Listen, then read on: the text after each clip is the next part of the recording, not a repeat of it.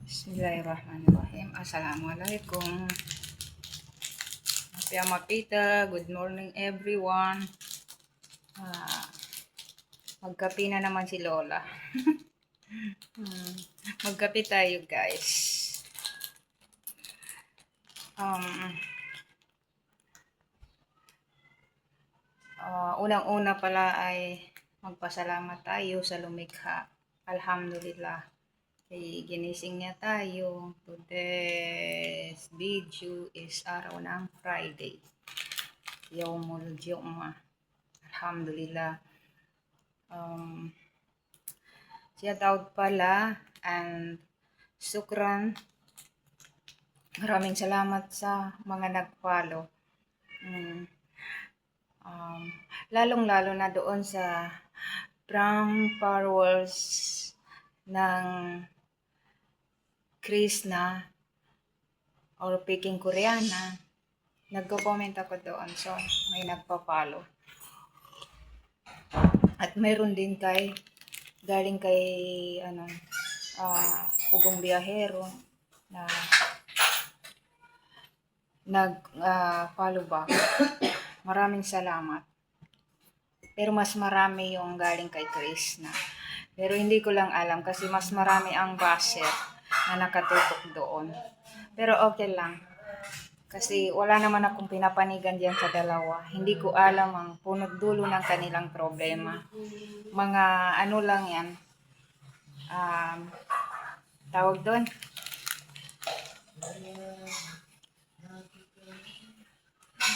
Naawa nga ako sa dalawa. Pinagpaaway sila.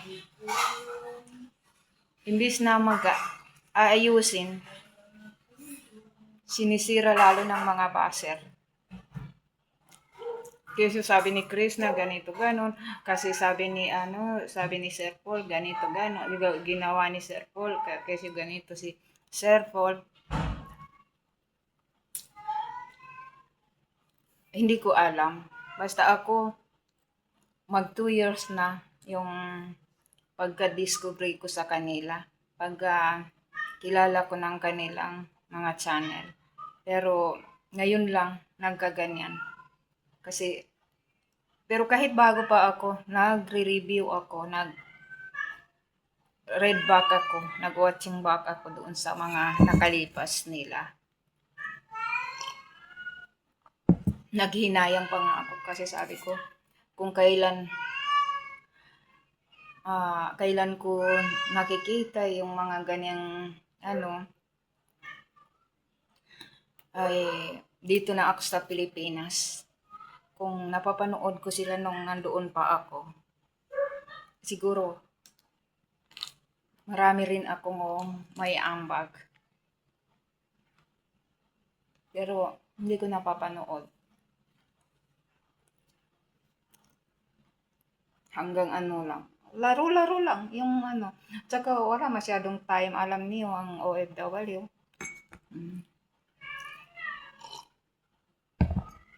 Ayun. Yun lang.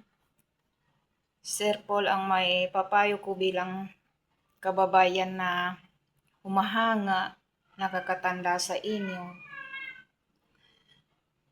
Ay mag-usap kayo ng personal. Huwag kayong mapapaniwala diyan sa mga sabi-sabi kahit na kanino pa diyan na account. Kahit sabihin nila na kay Chris na, ay sana hindi tayo muna maniniwala.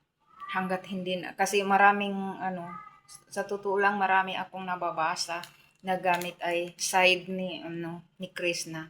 Ito naman si Krishna, hindi niya alam na ginagatungan siya, ginagamit siya ng mga basher na yan para lumago ang kanilang account.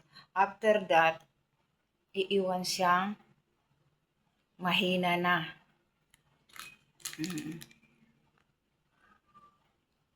Ewan ko sa mga tao. May mga tao talaga na wala silang magagawa sa buhay. Masaya sila na may masasaktan sila, may masisira silang pamilya, kung baga sa pamilya. Kasi pamilya na yan eh. Ano ninyo ni Krishna? Sinira nila.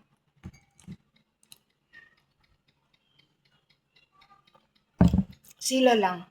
Sila lang ang may sabi niyan. Hindi ako makapaniwala na magawa yan ni Krishna. Kung magawa naman niya, siguro may matinding dahilan, may narinig din siya na hindi kanya kinumpronta. Yan ang mahirap kahit na may ano kayo, kung hindi kayo nag-uusap na dalawa. Pero tao ang gumagawa niyan. Alam kong ano. Kunwari, concern sa inyong dalawa. Pero 100% nasa 25 lang ang totoong puso na nagmahal sa inyo at natutuwa sa inyo.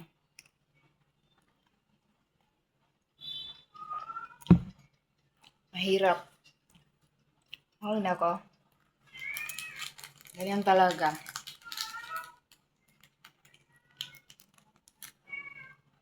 Pagka bumunga ang tanim, maraming gustong sumungkit. Hindi alam, kung hindi ma-realize ni Krishna, kawawa siya bandang huli. Kawawa siya. Ibas ang ibas hanggang sa masira siya.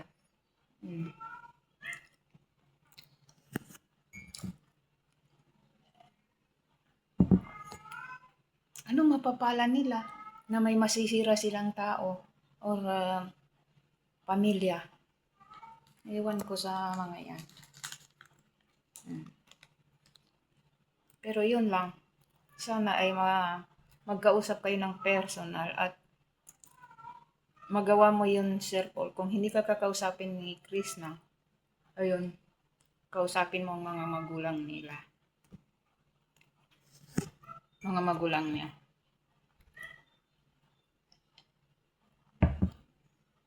Para malaman natin kung totoo na nasabi niya iyon. Totoo. Madidetect din naman yan. Alam mo yun kung paano madetect. Talino ka.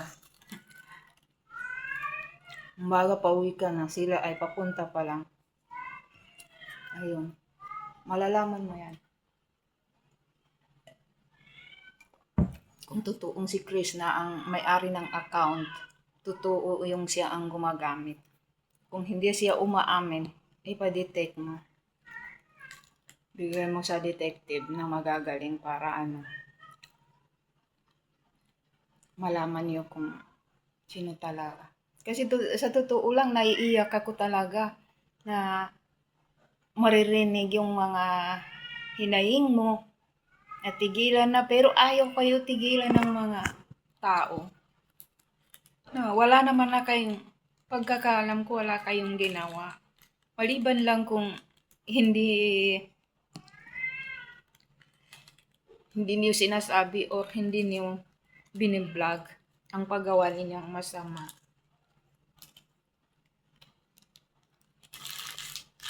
Yun na lang. Sana magkaayos na kayo. Grabe. Yung iba, sumama na yung loob kasi kung kailan dumating siya, nung wala pa si Krishna, sabi, hindi nagkakaganyan. Pero alam kong mga tao yan. Tapos yung pinag-ugatan ng pagkasira ninyo, ngayon, ang saya-saya. Hindi ba?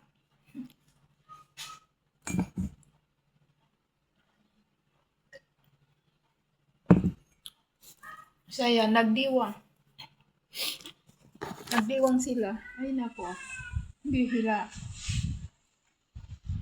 Yan lang. So guys, yun. Sana kahit mapa-social media man tayo o hindi, magpakatotoo lang. Magpakatotoo tayo palagi. Kasi kung mandaraya tayo or manloko tayo, wala naman na tayo naloko kundi sarili natin. Pagdating ng araw, pagsisihan natin yung mga ginagawa natin. Yun, kape tayo guys. Naiiyak ang lola, pansensya na kayo.